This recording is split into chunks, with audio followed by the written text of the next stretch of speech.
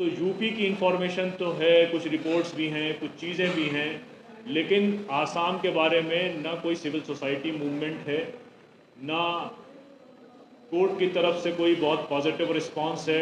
तमाम पिटिशंस आ रही हैं, जा रही हैं। सबको मालूम है कि जो थ्योरी चलाई गई है वो थ्योरी अभी यही है पूरे देश में कि अगर बंगाली बोलने वाला मुसलमान है तो वो बांग्लादेशी है, और अगर बंगाली बोलने वाला हिंदू है तो वो बंगाल का है, रहने वाला वेस्ट बंगाल का। तो ये सारे ओपन ट्रूथ्स हैं। इस पर मैं आपको ही आपके इलाके के डेटा बताऊं कि आपके यहाँ इतने इनकाउंटर हो गए, इतने मकान गिर गए, इतना डेमोलिशन हो गया, इतने लोग सिटीजनशिप से बाहर हो गए, 1 लाख से ज़्यादा केसेस फॉरेन ट्रिब्यूनल्स के पास में है, बॉर्डर पुलिस ने इतने लोगों को पकड़ा।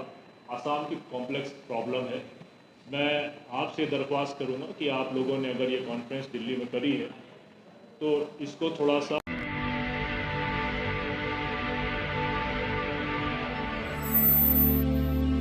शायद 10-12 लोग इस शहर के हैं, और होना तो ये चाहिए था कि आप लोग यहाँ पर अपनी बात रखते और हम सब अपनी आपकी बातों को वहाँ बैठ कर सकते।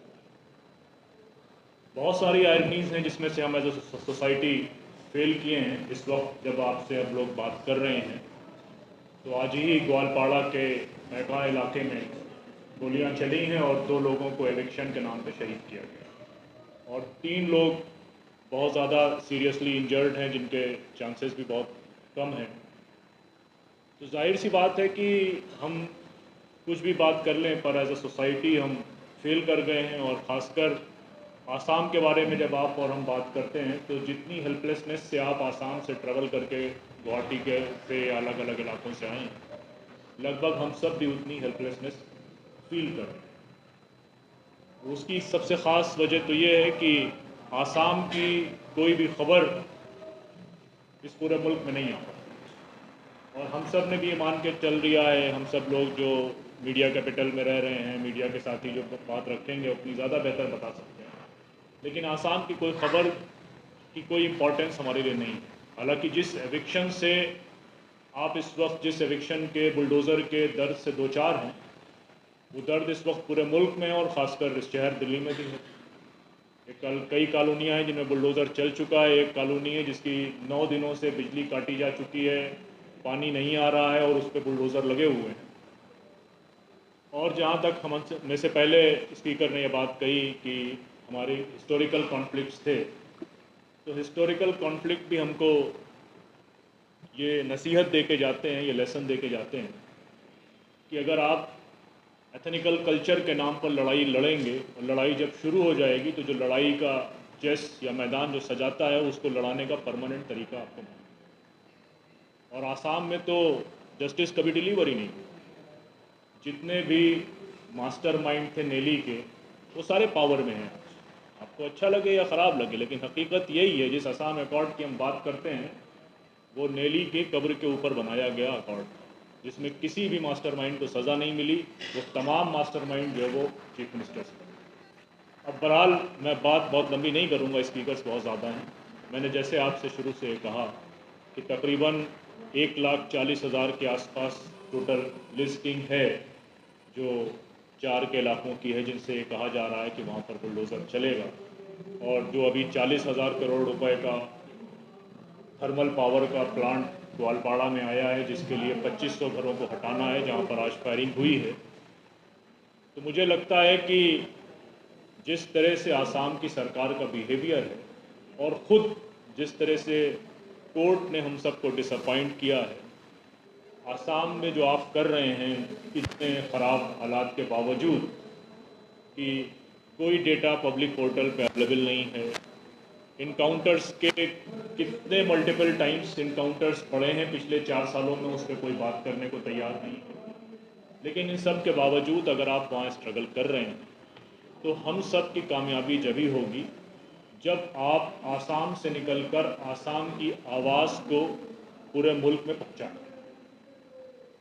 ख़ासकर हमारी अपनी जो एक्टिविस्ट बिरादरी है उससे भी अगर हम बात करेंगे तो वो बहुत सारे इश्यूज़ पे आपसे बात करने को तैयार हो जाएगी। लेकिन आसाम के साथ मसला इस वक्त ये है कि कोई लेटेस्ट डेटा इंफॉर्मेशन आसाम की हमारे पास नहीं है। मुझसे अगर आप ये पूछेंगे तो मैं आपको बता दूंगा कि 2017 से 2025 के बीच में उत्तर प्रदेश में 18,000 इनकाउंटर्स के इंसिडेंट्स हुए हैं। लेकिन आसाम में कितने इनकाउंटर्स हुए हैं, कितने लोगों की जानें गई हैं, कितने एक्टिविस्ट को डिटेन किया गया है, अलग अलग इलाकों में जो इनकाउंटर्स अब जो अपर आसाम में इनकाउंटर्स पहुंचे हैं तो वो कितने नंबर ऑफ इनकाउंटर्स हुए हैं उसका कोई डिटेल डेटा नहीं है। जो लोग डेटा का काम करते हैं उनको परेशान किया जाता है। टीमें दिल्ली से भी भेजने की कोशिश हुई लेकिन कोई इन्फॉर्मेशन प्रॉपर नहीं आता। मैं आप सबको अपने ऑर्गेनाइजेशन के बिहाफ पे, अपने दोस्तों के कलेक्टिव्स के बिहाफ पे इस बात के लिए बुलाता हूं कि आप आएँ, एक प्रोग्राम बनाएं। पूरे मुल्क में हम लोग घूमते हैं और कुछ नहीं करेंगे तो कम से कम आसाम के लिए हम जो आसाम की परेशानियां हैं उसको पूरे मुल्क में पहुंचा सकें। आज जब हम आपसे बात कर रहे हैं तो हम ये बात कर रहे हैं कि 2 दिन पहले कर्नाटका के किसानों ने उनकी सरकार को झुका दिया और जो लैंड एक्विजिशन का बिल था वो कर्नाटका सरकार को वापस मिला और उसका सेलिब्रेशन पूरी सिविल सोसाइटी के पास कर रही है। लेकिन आसाम में उस वक्त हम ये सेलिब्रेशन कर रहे हैं या जब हम आपसे बात कर रहे हैं तो बुलडोजर लगातार चल रहे हैं। तो यूपी की इंफॉर्मेशन तो है, कुछ रिपोर्ट्स भी हैं, कुछ चीज़ें भी हैं, लेकिन आसाम के बारे में ना कोई सिविल सोसाइटी मूवमेंट है, ना कोर्ट की तरफ से कोई बहुत पॉजिटिव रिस्पांस है। तमाम पिटिशंस आ रही हैं, जा रही हैं। सबको मालूम है कि जो थ्योरी चलाई गई है वो थ्योरी अभी यही है पूरे देश में कि अगर बंगाली बोलने वाला मुसलमान है तो वो बांग्लादेशी है और अगर बंगाली बोलने वाला हिंदू है तो वो बंगाल का है, रहने वाला, वेस्ट बंगाल। तो ये सारे ओपन ट्रूथ्स हैं। इस पर मैं आपको ही आपके इलाके के डेटा बताऊं कि आपके यहाँ इतने इनकाउंटर हो गए, इतने मकान गिर गए, इतना डेमोलिशन हो गया, इतने लोग सिटीजनशिप से बाहर हो गए, 1 लाख से ज़्यादा केसेस फॉरेन ट्रिब्यूनल्स के पास में है, बॉर्डर पुलिस ने इतने लोगों को पकड़ा। आसाम की कॉम्प्लेक्स प्रॉब्लम है। मैं आपसे दरख्वास्त करूँगा कि आप लोगों ने अगर ये कॉन्फ्रेंस दिल्ली में करी है तो इसको थोड़ा सा मोमेंटम के साथ हम ऐसा करने की कोशिश करें जिसमें दिल्ली के तमाम सिविल सोसाइटी और प्रेस और मीडिया को इंगेज करें।